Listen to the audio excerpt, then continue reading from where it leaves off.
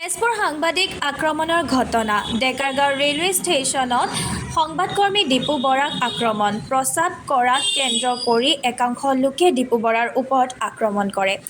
দীপু বৰাক আক্ৰমণৰ ঘটনাক সাংবাদিক সংগঠন জাফাৰ গৰিহণা একাংশ লোকৰ বাবে যেন অতি সহজতে টাৰ্গেট হৈ পৰিছে সংবাদকৰ্মী। নিশা তেজপুৰৰ ডেকাৰগাঁও ৰেলৱে ষ্টেচনত সংঘটিত হয় তেনে এক ঘটনা। ডিজিটেল প্লেটফৰ্ম আৰু প্ৰিণ্ট মিডিয়াৰে জড়িত দীপু বৰাই তেওঁ ভাতৃক ঘৰলৈ বুলি আনিবলৈ উপস্থিত হৈছিল ডেকাৰগাঁও ৰেলৱে ষ্টেচনত। সেই মুহূৰ্ততে ৰেলৱে ষ্টেচনটোৰ সমীপৰ উন্মুক্ত এটা স্থানত প্ৰস্ৰাৱ কৰিবলৈ লওঁতে লাগে অথন্তৰ।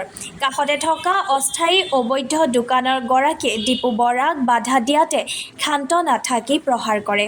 পৰিয়ালৰ লোকৰ লগতে ষ্টেচনত উপস্থিত একাংশ লোকক মাতি উপৰ্যুপৰি প্ৰহাৰ কৰে দীপু বৰাক। চৰ ঘোচা আৰু লাঠিৰ প্ৰহাৰত দীপুৱে মুখৰ লগতে মুখমণ্ডল, চকু, পেট আৰু সৰ্বশৰীৰতে বেয়াকৈ আঘাত পাইছে। প্ৰস্ৰাৱ কৰাৰ দৰে এটি সৰু ঘটনাক কেন্দ্ৰ কৰি হালধীয়া টি-চাৰ্ট পৰিহিত দোকানৰ গৰাকী এই লোকজনৰ নেতৃত্বতে সংঘটিত হয় আক্ৰমণৰ ঘটনা। দীপু বৰাই তাৎক্ষণিকভাৱে তেজপুৰ সদৰ আৰক্ষীক খবৰ দিয়াত আৰক্ষীয়ে দীপু বৰাক নিশা ডেকাৰগাঁও ৰেলৱে ষ্টেচনৰ পৰা উদ্ধাৰ কৰে আৰু পৰৱৰ্তী সময়ত তেজপুৰ কনকলতা অসামৰিক চিকিৎসালয়ত স্বাস্থ্য পৰীক্ষা কৰোৱায়।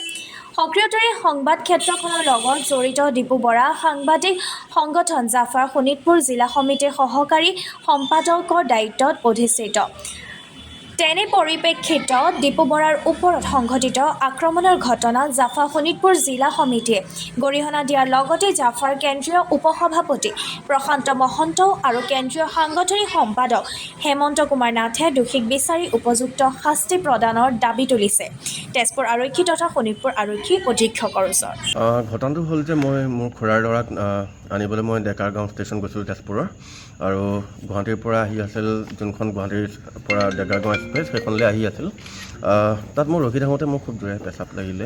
পেচাব কৰিবলৈ মই ওচৰতে ষ্টেচনৰ ওচৰতে থকা মই ড্ৰেইন এটাত গ'লোঁ, আৰু ড্ৰেইনটোত পেচাব কৰি থাকোঁতে ছাইডৰে এখন মানে যোন তাৰ লগতে এখন দোকান এখন আছে, চাহৰ দোকান, ৰাতিপুৱা খোলে।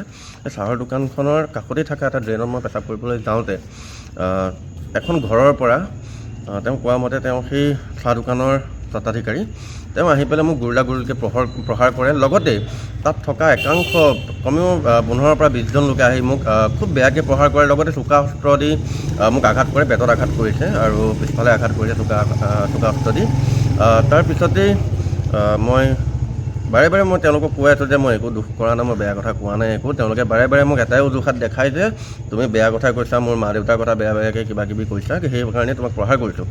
কিন্তু তাৰপিছতেই মই সদৰ থানাৰ ভাৰপ্ৰাপ্ত বিষয়া ভাস্কৰ দাক মই ফোন মাৰিলোঁ। তাৰপিছতে তেওঁৰ নেতৃত্বত এটা দল আহিলে, সেই চালনিবাৰী আৰক্ষী দল এটা আহিলে, আৰু দলটোৱে আহি পেলাই মোক তাৰ পৰা উদ্ধাৰ কৰি বৰ্তমান মোক তেজপুৰৰ কনকলতা অসামৰিক চিকিৎসালয়লৈ মেডিকেলৰ বাবে লৈ আহিছে।